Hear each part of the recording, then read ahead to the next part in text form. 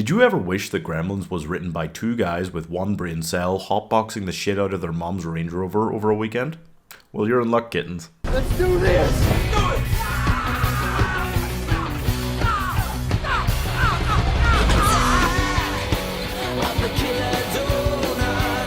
So Attack of the Killer Donuts is what happens when you wish really hard on a star for your dream of making a really great movie to come true. But it turns out the star you were wishing on was an airplane, which crash lands. Explodes. So there's this guy who works at a donut shop. He's got this girlfriend who's just using him for money and is cucking him, a best friend who is potentially sleeping with his mother, and his other friend who is a girl who is conveniently in love with him and more attractive than his girlfriend. Oh, and of course, an evil scientist uncle who has developed a serum for reanimating the dead. So that's the situation. It is nuts as you would expect. The acting is relatively subpar as you would expect. The special effects are almost there. And it's overall a bad movie. But I guess it's on the better side of bad. It's a good bad movie.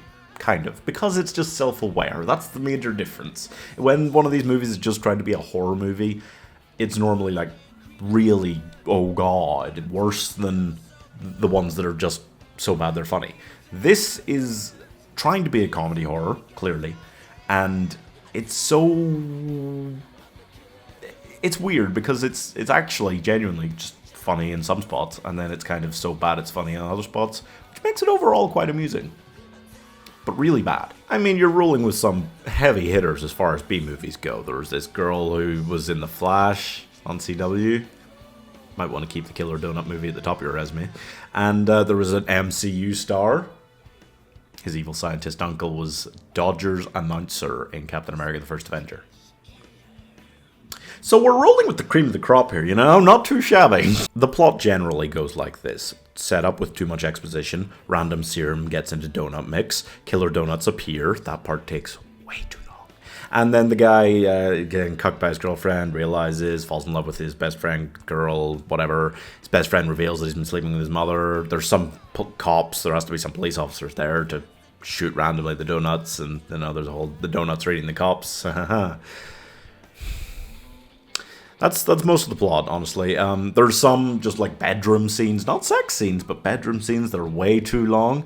There's not much that happens, you know. They sneak around a couple houses while the donuts are ravaging the town and killing some people. Not that many people. And then there's a big finale in the donut shop after they get fired from the donut shop and this whole thing.